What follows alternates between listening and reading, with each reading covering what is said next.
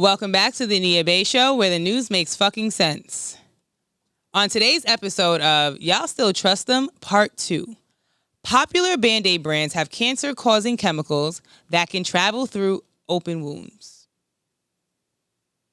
So I just want to make a couple of facts. I'm a fact person here. So who are the people who you're usually putting Band-Aids on? Children. PFA chemicals can easily enter the bloodstream after a person drinks water or eats food laced with them. Once in the bloodstream, PFAs can lodge themselves within healthy tissues where it can begin to damage the immune system, the liver, the kidneys, and other organs. Listen, when you get a cut, let it breathe. You don't need to put a Band-Aid. If the cut is that deep, you probably need stitches.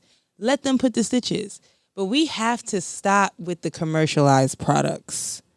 We have to stop because you do not know what's in it. If you can't read it, you don't know. Please do not allow a parasitic infection to make you overlook this very detrimental information.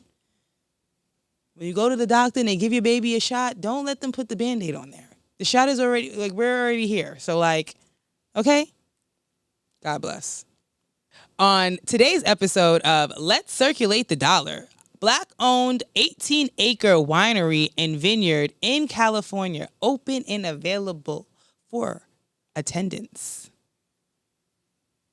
So I just want to get into showing you guys what the vineyard looks like. If you're looking to visit a Black-owned winery this summer, come visit my family's vineyard, Casa Loche Farm and Winery. Located in Ojai Valley and spanning across 18 acres, Casa Loche is the perfect summer getaway.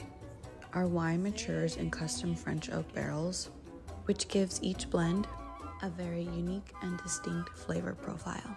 My dad is the ultimate almond dad and acquired our winery and our ranch because he's so passionate about farm-to-table living and maintaining an extremely healthy lifestyle.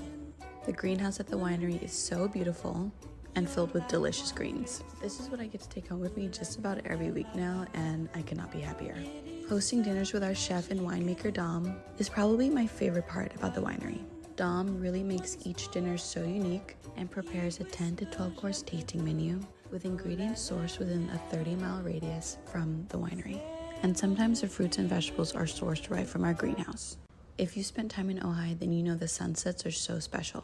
And it's the perfect time to head down to our amphitheater for live music by the fire, paired with your favorite dessert, jazz, and I didn't know if you knew that there are people that look like you that own things like that.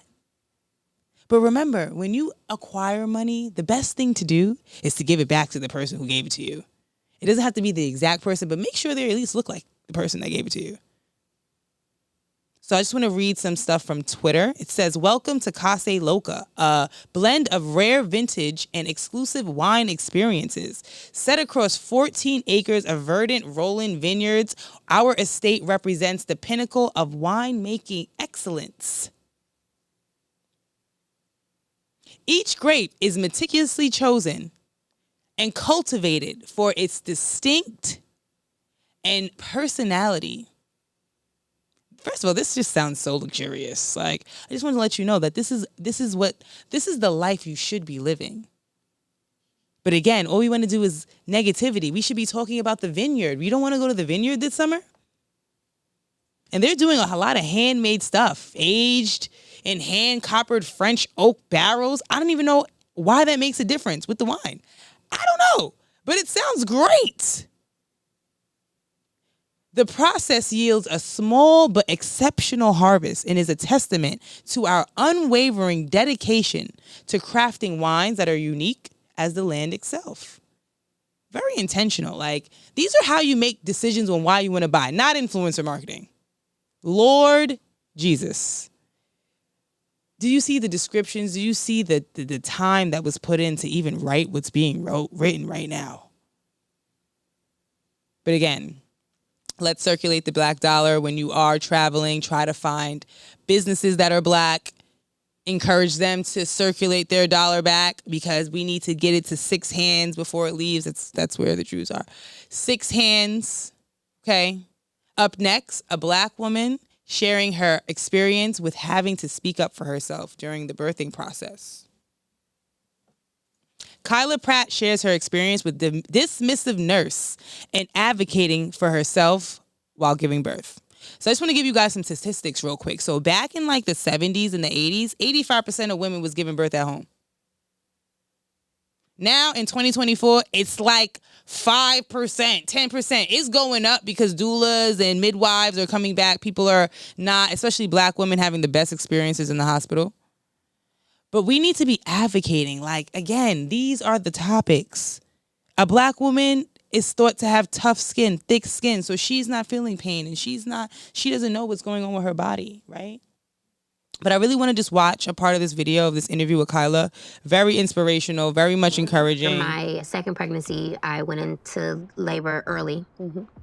And being in the hospital, and I told the nurse there that I was having contractions. And she looked at the machine and she said, "No, you weren't." And I said, "Yes, I am. I've done this before. Go get my doctor."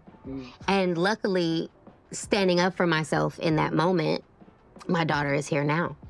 Because she went to get my doctor. My doctor said, "Oh, you're 6 centimeters dilated, and we have to do an emergency C-section." Wow. But because I was so small, it wasn't showing up on the machine.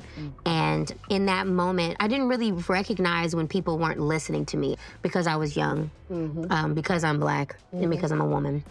And that was the first time where I was really like, I'm not playing with you. Right. Go get my doctor. You were dismissed. I was dismissed. Right. And even if I was dismissed before that in my life, I don't really recognize stuff. I just let stuff, go away. But when it came to the safety of my child, I was easily like, "Ma'am, like, keep your looks and keep your whatever you need to yourself. I got this." Honestly. On today's episode of Is She Correct? Woman snaps on man after he asks, "What do women bring to the table?" So before I say anything, let's just watch the video. I need you to get that. There's nothing wrong with that. Like, so It's something that's wrong not- with that, baby. In order for any family to sustain, there has to be balance. You're talking about this 50-50 stuff as if it really exists. If I have to get out of my bed to work 8 hours, 8, 9, 10, 12 hours, which I do right now, and then I have to still come home and I still have to tend to the children. I have to take care of the home.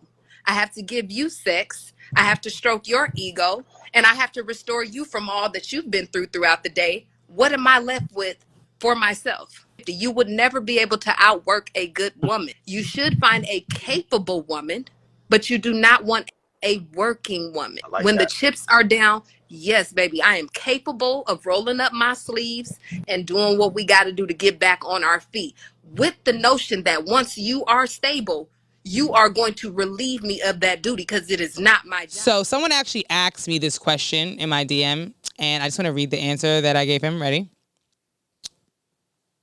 "I think a woman's greatest asset is her investment in knowing you and expanding her man's teachings, maintaining balanced energies, and the time spent to nurse and procreate his legacy in God's will."